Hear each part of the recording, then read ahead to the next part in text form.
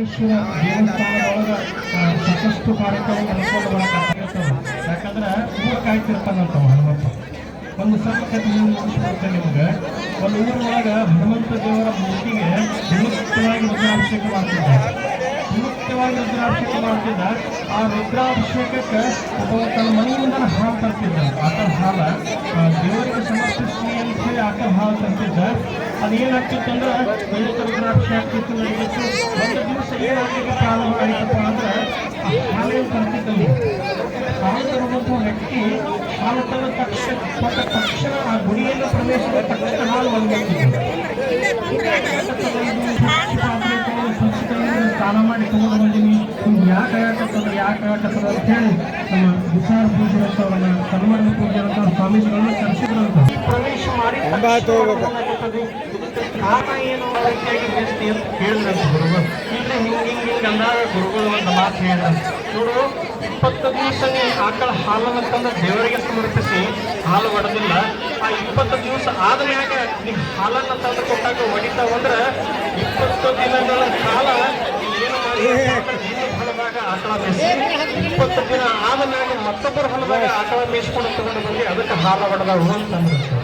ಹಂಗೆ ದೇವರ ಶಕ್ತಿ ಅಂತಕ್ಕಂಥದ್ದು ನಾವು ಅನ್ಕೋತೀವಿ ದೇವರೇನು ನೋಡ್ತಾನೆ ಬಿಡ್ರಿ, ದೇವರೇನು ನೋಡ್ತಾನಂತ.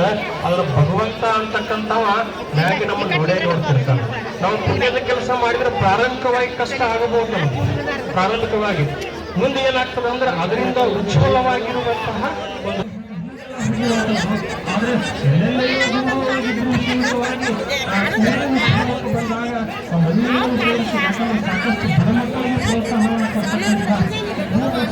ಬಹುಶಃ ಈ ಊರಿನ ಈ ವಾತಾವರಣವನ್ನು ನೋಡಿ ಮಕ್ಕಳ ಹೆಸರೆಲ್ಲ ಒಂದಿಷ್ಟು ಹಣ ಇಡ್ರಿ. ಬಹುಶಃ ನಿಮ್ಮ ಹೆಸರು ಎಲ್ಲಿ ಮಟ್ಟ ಇರುತ್ತದೆ ಅಂದ್ರೆ ಒಂದು ಬೇಡ 2 ಕೈವಾ ಅಷ್ಟೇ.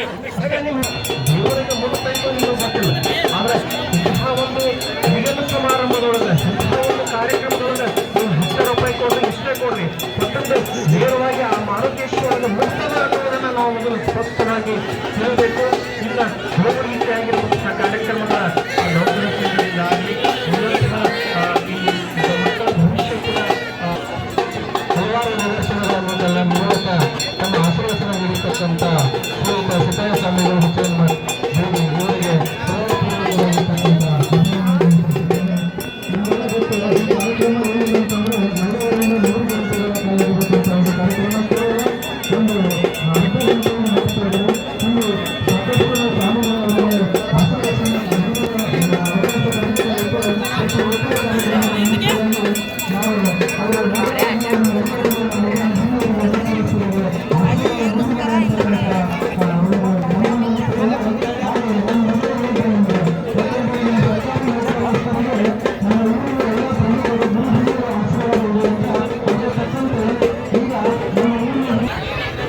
ಅದೇ ರೀತಿ ಈ ಅಡಗಲ ಸಮಾರಂಭಕ್ಕೆ ಅತಿ ಹೆಚ್ಚು ಹಾಗೂ ರುದ್ರಪ್ಪ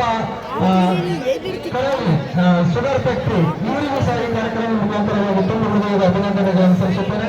ಅದೇ ರೀತಿ ಈ ಕಾರ್ಯಕ್ರಮದಲ್ಲಿ ಈ ವರ್ಷದ ಖಜಾಂಚಿಯಾಗಿ ಅತ್ಯಂತ ದಕ್ಷ ನಿಷ್ಪಕ್ಷಪಾತವಾಗಿ ಕೆಲಸವನ್ನು ನಿರ್ವಹಿಸುತ್ತಿರತಕ್ಕಂಥ ಲಕ್ಷ್ಮಣ್ ಪೂಜಾರಿ ಸರ್ ಇವರಿಗೂ ಸಹ ಇವರಿಗೂ ಸಹ ತುಂಬ ಹೃದಯದ ಅಭಿನಂದನೆಯನ್ನು ಸಲ್ಲಿಸುತ್ತಾರೆ. ಹಾಗೂ ಮುನಿಯಪ್ಪ ಕರಾರಿ ಹಾಗೂ ಪುಟ್ಟಣ ಹೊಸ ಇವರು ಸಹ ತುಂಬಾ ಅಚ್ಚುಕಟ್ಟಾಗಿ ಕೆಲಸ ಮಾಡಿದ್ದಾರೆ.